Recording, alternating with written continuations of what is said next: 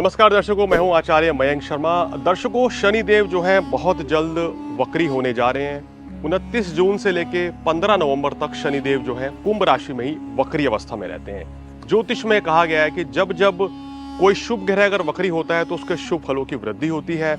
अगर कोई पापी ग्रह जैसे शनि या मंगल अगर वक्री होते हैं तो उनके अशुभ फलों में वृद्धि होती है।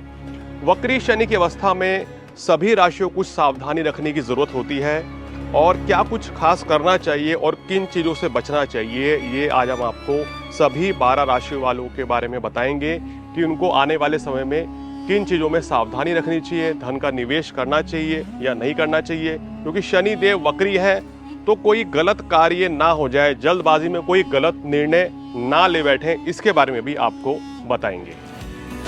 135 दिनों तक शनि चलेंगे उल्टी चाल।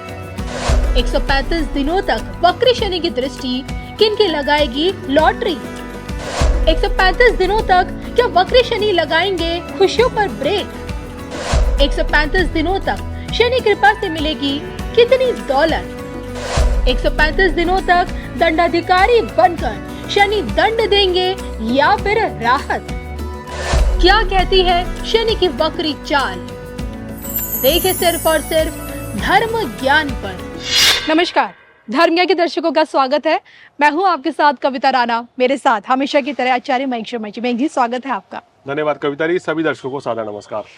ग्रह गोचर की दुनिया से देखिए, आपकी बार मैं आप लोगों के लिए लेकर आई हूँ कि क्या कहती है शनि की वक्री चाल। अब तक शनि देखिए अपने घर में यानी कि कुंभ राशि में मार्गी होकर बैठे हुए हैं, लेकिन अब बहुत जल्द यानी कि 29 जून को वक्री हो जाएंगे और 15 नवंबर तक अपनी इसी अवस्था में रहेंगे। अब सोचिए, शनि जब वक्री होते हैं कहते हैं कि पावर उनके एकदम डबल हो जाती है। जहां नुकसान करा रहे हैं वहां और ज्यादा नुकसान करा देंगे और जहां लाभ दे रहे हैं तो वहां प्रचुर मात्रा में लाभ देंगे। आज जो कि हम मीन राशि मीन लगन वाले लोगों के बारे में बात करें, जो कि आप शनि की 7.5 से गुजर रहे हैं, तो ऐसे में शनि की वक्री दृष्टि आप लोगों के लिए क्या कुछ लेकर आई है, आइए जानते हैं मयंक जी से। बताएं मयंक जी। देखिए, मीन राशि वालों, इस समय आपके ऊपर ग्रह नक्षत्रों की जो है ना एक अजीब और गरीब स्थिति बनी हुई है। अब देखिए, लगन भाव में राहु चल रहे हैं जो कि अभी मई 2025 तक रहेंगे। शनि की 7.5 चल रही है। शनि जो है वक्री अवस्था में आ रहे हैं और 12वें भाव में। देखिए, 12वें भाव में किसी भी ग्रह का वक्री अवस्था में आना, वो कहता ना कि शनिदेव खर्च जो है वो बढ़ाकर चल रहे हैं।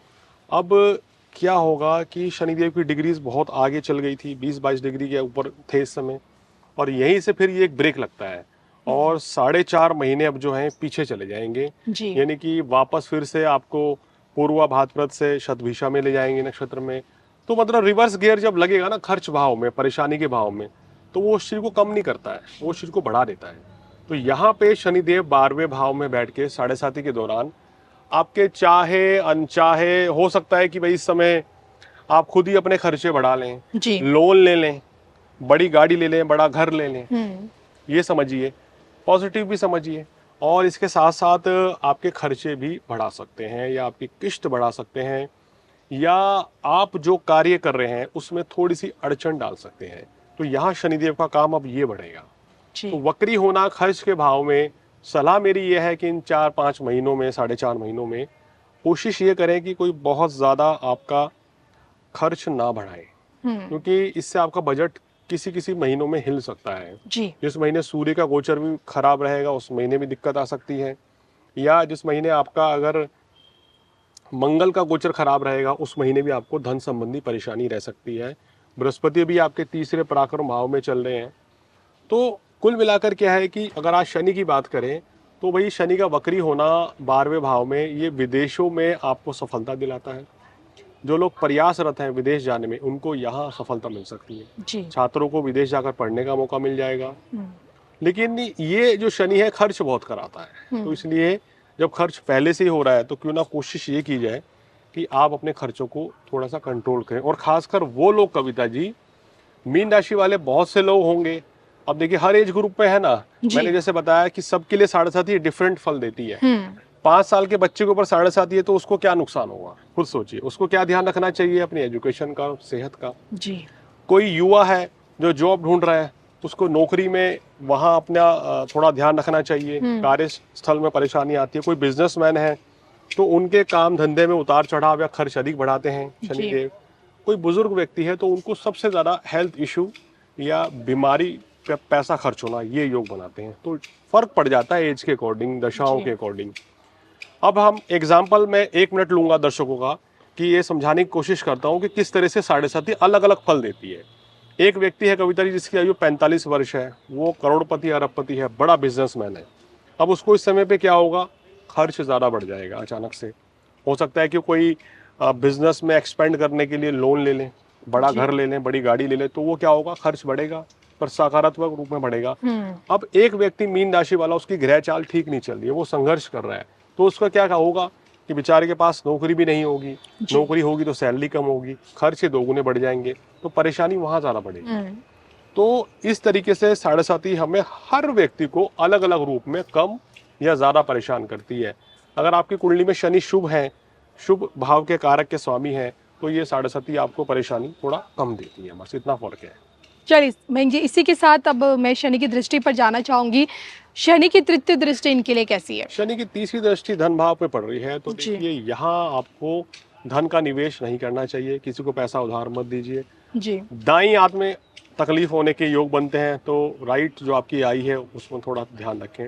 दूसरी बात यह है कि घर परिवार में किसी भी तरह के वाद विवाद से बचें तो, और डिप्रेशन से बचें। यहाँ पर ये योग बनता है क्योंकि लगन में राहु भी ये भी चल रहा है, तो इसलिए शनि राहु अगले पिछले भाव में बैठे हैं, तो एक थोड़ा सा यहाँ आपके लिए इतने अच्छे नहीं है जी। तो शनि की तीसरी दृष्टि जो है वो ये संकेत दे रही है कि विवादों से दूर रहें, वाणी पर संयम रखें और धन का निवेश ना करें।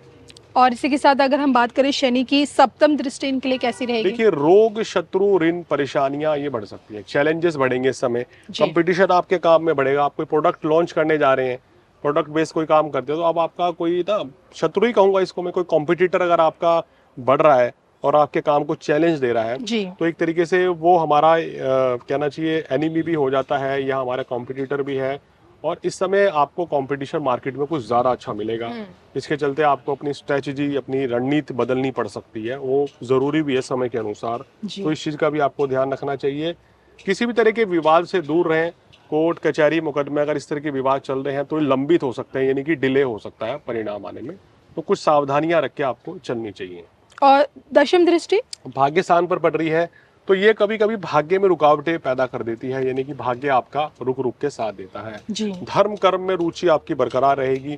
ऐसे समय में मंदिर में अगर आप दर्शन करने जाएं, भगवान का आशीर्वाद लें, तो आपको निश्चित रूप से शुभ फलों की प्राप्ति भी हो सकती है और परेशानी आपकी कम भी हो सकती है। तो शनिदेव ये कहते हैं कि अगर वो साढ़े साथी या ढैया या महादशा में आ रहे हैं तो व्यक्ति को क्या दिखाते हैं, क्या सिखाते हैं कि आपको धार्मिक होना चाहिए जी, धर्म कर्म में रुचि रखनी चाहिए, दान पुण्य करना चाहिए, गरीब व्यक्ति की सेवा करनी चाहिए। तो शनिदेव जो है आपके ऊपर फिर मेहरबान भी हो सकते हैं।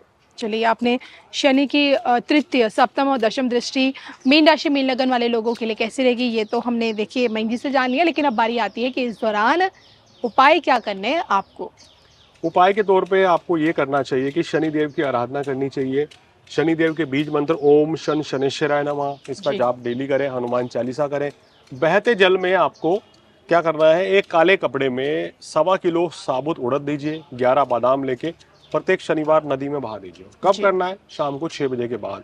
अगर इस समय पॉसिबल नहीं है तो दिन में सुबह कीजिए 6 बजे से पहले पहले या 6 बजे तक। तो ये करना आपके लिए अच्छा रहेगा और आपकी परेशानियों को कम करेगा। चलिए तो ये थे हमेशा महेश शर्मा जी, जिनसे मैंने जाना कि शनि की वक्री चाल आप लोगों के लिए, मीन राशि में लगन वाले लोगों के लिए अब की बार कैसी रहेगी। इसी के साथ मुझे और महेश शर्मा जी को हम दोनों को दीजिए इजाजत। नमस्कार।